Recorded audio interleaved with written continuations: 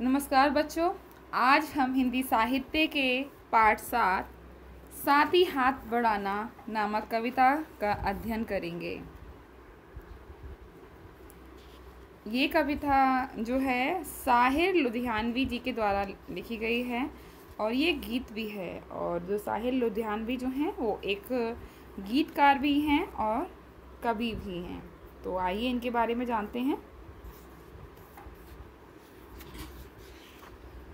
ये इस कविता के लेखक हैं साहिर लुधियानवी जी। ये एक प्रसिद्ध शायर तथा गीतकार थे। इनका जन्म लुधियाना में 8 मार्च 1921 में हुआ था। सन 1943 में साहिर लाहौर आ गए।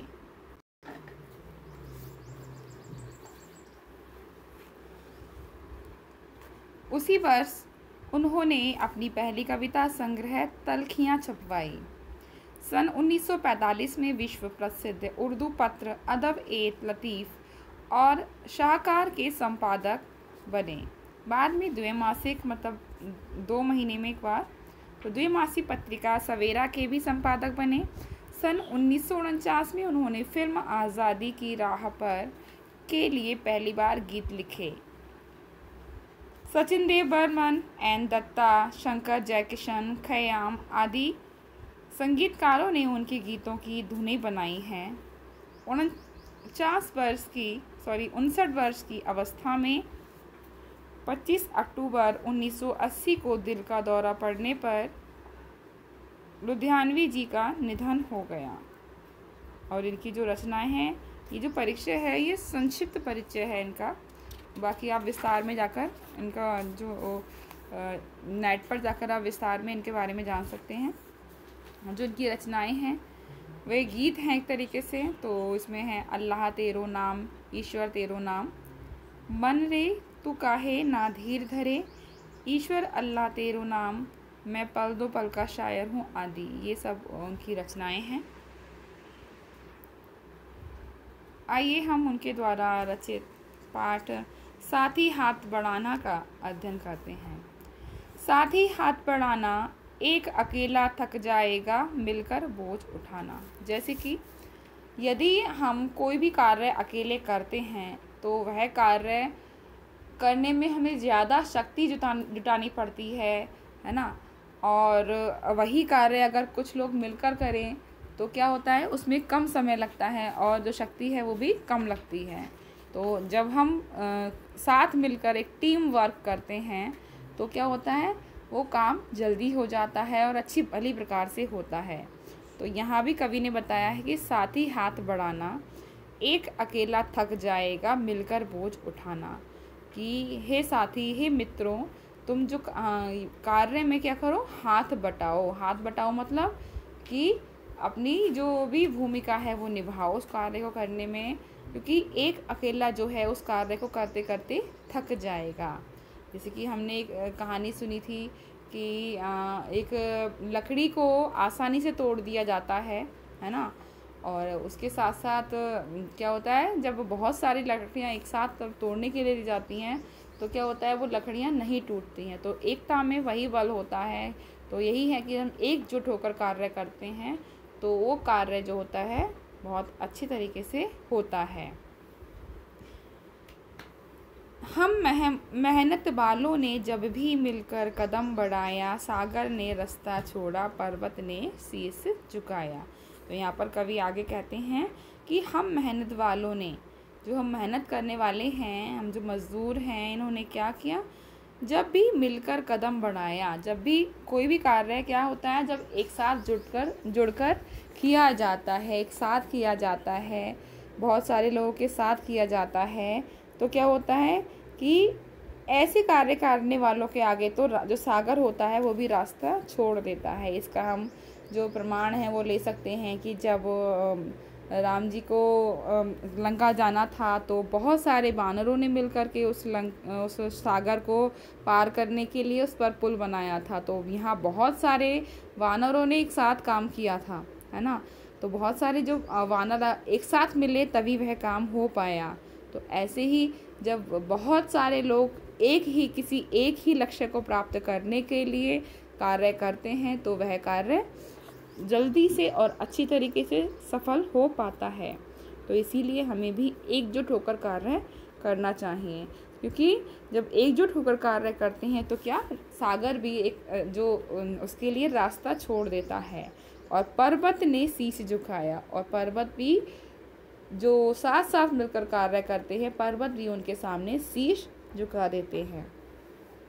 फौला दी हैं सीने अपने, फौला दी हैं बाहें, हम चाहें तो चट्टानों में पैदा कर दें राहें। हाँ, यहाँ पर फौलाद मतलब मजबूत। तो कैसे? सीने मतलब हमारी छाती कैसी है? मजबूत होगी। जब हम कैसे करेंगे? एक साथ मिलकर कार्य करेंगे तो हमारे हृदय के अंदर साहस आएगा और हमारे जो सीना है वो फौलादी हो जाएगा और बाहें फौलादी हो जाएंगी। जो हम कार्य कर रहे हैं, अगर हमें एक दूसरे का सहारा मिल जाए तो हमारा जो ताकत है वो दुगनी तिगनी चौगुनी हो जाएगी। और क्या होगा?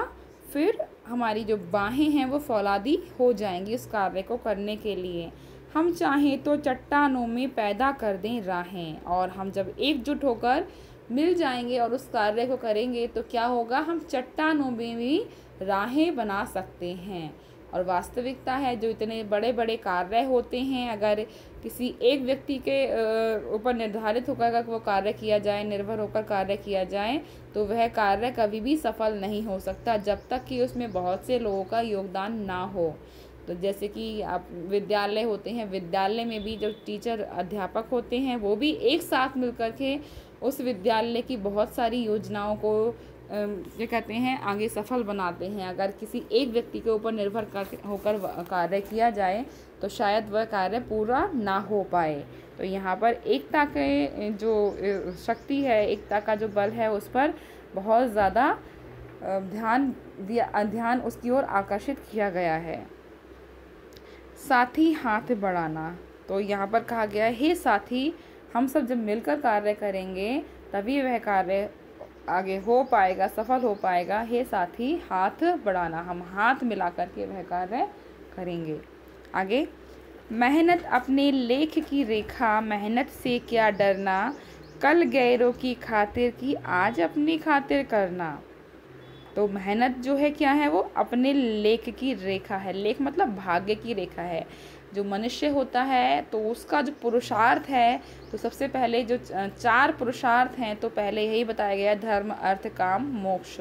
तो जब मनुष्य उत्पन्न होता है तो वह अपने साथ कर्म को लेकर पैदा होता है कि हाँ, उसे कर्म करना है। तो हमारे जो हाथों की रेखा है, हमारा जो भाग्य है, उसमें कर्म करना लिखा ही हुआ है। हमें कर्म तो करना ही करना है और इसीलिए हमें मेहनत से कभी नहीं डरना चाहिए, क्योंकि हम मेहनत से ही हम कुछ भी हासिल कर सकते हैं। बिना मेहनत किए हमें कुछ भी नहीं मिल सकता। जैसे कि एक संस्कृत का श्लोक है, उद्यमेन हि सिद्ध्यन्ति नाहि कार्येषु, मतलब कि जो भी हमारे कार्य हैं वो उद्यम से, कैसे? उद्यम करने से, परिश्रम करने से ही सिद्ध हो सकते हैं, है ना। हम सिर्फ मन से सोच करके वह कार्य नहीं कर सकते। तो हमें, क्योंकि ना ही सुप्तस्य सिंहस्य प्रविशन्ति मुखे मृगा, जैसे कि सोए हुए सिंह के मुख में स्वयं से क्या सिंह या जो मृग जो होते हैं वो प्रवेश नहीं करते। जैसे कि कोई अगर शेर ये सोचे, अरे मैं बैठा रहूँगा और जो मृग है वो अपने आप से मेरे मुख में आ जाएगा, तो कभी भी ऐसा नहीं हो सकता। उसे भी अपना शिकार करने के लिए उठना पड़ता है, मेहनत करनी पड़ती है। तो ऐसे ही प्रत्येक मनुष्य को अपनी जीविका के लिए, अपने जीवन निर्वाह के लिए मेहनत करनी ही चाहिए, क्योंकि मेहनत करना ही उसके भाग्य में लिखा है। और मेहनत से क्या डरना, जब भाग्य में लिखा है तो हमें मेहनत से डरना भी नहीं चाहिए। तो हमें पुरुषार्थ करना चाहिए, मेहनत करनी चाहिए, कल गैरों की खातिर की, क्योंकि हमने कल, जब हमारा देश आज़ाद नहीं था, तब हमने अंग्रेज़ों के लिए मेहनत की थी, है ना। तो जब हम गुलाम थे अंग्रेज़ों के, तब हमने कितनी मेहनत की थी। और जो हमारे जो कार्य होते थे उनको सिर्फ हमसे करवाया जाता था और एक गुलाम की भांति हमें रखा जाता था। तो हमने जब अंग्रेज़ों के लिए इतनी मेहनत की है, लेकिन आज तो अपनी खातिर हमें करना है, तो हमें मेहनत करनी चाहिए। अपना दुख भी एक है साथी, अपना सुख भी एक, अपनी मंजिल सच की मंजिल, अपना रास्ता नेक, साथी हाथ बढ़ाना। जो अपना दुख है, यहाँ कवि कह रहे हैं, वह भी एक है साथी। तो जब हम सब साथ हो जाते हैं तो जो हमारा दुख जो होता है वो हमें दुख भी मालूम नहीं पड़ता, वो दुख एक हो जाता है सबका। जैसे कि अभी इस समय आप देख रहे हैं कि कोरोना वायरस चल रहा है, तो उससे पूरा अगर जो भारत है, पूरा देश अगर एकजुट होकर के इसका सामना कर रहा है, जैसे कि अभी प्रधानमंत्री ने एक दिन घोषणा की थी कि हम शाम को 5 बजे शंखनाद करेंगे, थाली बजाएंगे, तो सभी ने एक साथ मिलकर के शंखनाद किया था, जिससे कि सभी को उत्साह मिला इस कोरोना वायरस के विपरीत, इसके विरोध में क्या हमें साहस मिला ना, तो एक साथ एकजुट होकर के। तो वैसे ही हम किसी भी परेशानी का, किसी भी दुख का जब एक साथ मिलकर के जब उसका सामना करते हैं तो वह दुख जो है वो छोटा मालूम पड़ता है। और अपना सुख भी एक है, और हम जैसे ही साथ मिलकर के उत्सवों को मनाते हैं, खुशियाँ मनाते हैं, तो हमारी दुख जो है, जो हमारे सुख जो है उसमें वृद्धि होती है।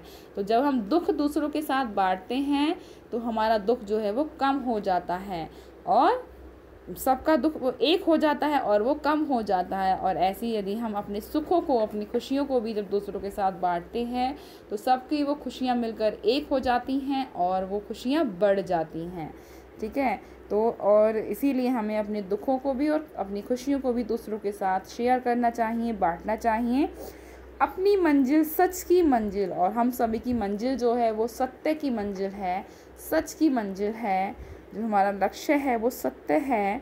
अपना रास्ता नेक, और हमारा जो रास्ता है वो नेक है, नेकी का रास्ता है। अगर हम नेकी के रास्ते पर चलेंगे और एकजुट होकर चलेंगे तो हमारा जो जीवन का लक्ष्य है हम ज़रूर ही उसको प्राप्त कर पाएंगे। हे साथी, इस लक्ष्य को पाने के लिए तुम हाथ बढ़ाना। आगे यहाँ कवि कहते हैं, एक से एक मिले तो कतरा बन जाता है दरिया, एक से एक मिले तो जर्रा बन जाता है सहरा, एक से एक मिले तो राई बन सकती है पर्वत, एक से एक मिले तो ईसा बस में कर ले किस्मत, साथी हाथ बढ़ाना। तो यहाँ कितनी अच्छी पंक्तियाँ लिखी हैं कि एक से एक मिले तो कतरा, जो एक जब एक एक बूंद मिलती है, कतरा मतलब एक एक बूंद। जब नदी जो होती है, जो दरिया होता है, जो सागर होता है, वो कैसे बनता है? एक एक बूंद से मिलकर बना है सागर। तो वो जब तक एक एक कतरा नहीं होगा तब तक सागर नहीं बन पाएगा। तो एक सागर में, इतने बड़े सागर में एक बूंद की विशेष भूमिका है। तो एक एक बूंद मिलकर के क्या बनती है? एक दरिया बन जाती है, नदी बन जाती है, सागर बन जाती हैं। एक से एक मिले तो जर्रा बन जाता है सहरा, और एक एक अंश मिलकर के सहरा बन जाता है। एक से एक मिले तो राई बन सकती है पर्वत, और एक एक राई मतलब छोटे छोटे अणु मिलकर के क्या बनते हैं? पर्वत। एक विशाल पर्वत बन जाता है छोटे छोटे अंश से मिलकर के। एक से एक मिले तो ईसा बस में कर ले किस्मत, और एक से एक मिलकर के वो ताकत जो होती है वो भगवान की ताकत बन जाती है और बस में कर ले किस्मत, और अपने भाग्य को, अपनी किस्मत को बस में कर लेते हैं। हे साथी हाथ बढ़ाना, आके हम, ताकि हम क्या करें? एकजुट होकर कार्य करें और उस कार्य को हम सफल बना सकें। तो यहाँ पर कवि ने एकता के बंधन में बंधकर कार्य करने के लिए यहाँ पर जो कहा है, हमें प्रेरित किया है यहाँ पर। तो हमें इस कहानी से ये प्रेरणा मिलती है कि हमें प्रत्येक कार्य को साथ में मिलकर करना चाहिए, चाहे सुख हो चाहे दुख हो, हमें एक साथ बने रहना चाहिए। ठीक है, तो ये बहुत ही सुंदर कविता है साहिर लुधियानवी जी की। और साहिर लुधियानवी जी जो हैं एक ये फिल्मों के गीतकार हैं, इन्होंने बहुत सारी फिल्मों के गीत लिखे हैं। तो इसके बारे में हम आगे मतलब कि नेट पर भी देख सकते हैं, जाकर के इंटरनेट से हम इनके बारे में और भी जानकारी ले सकते हैं। आइए इसके प्रश्नों को देखते हैं।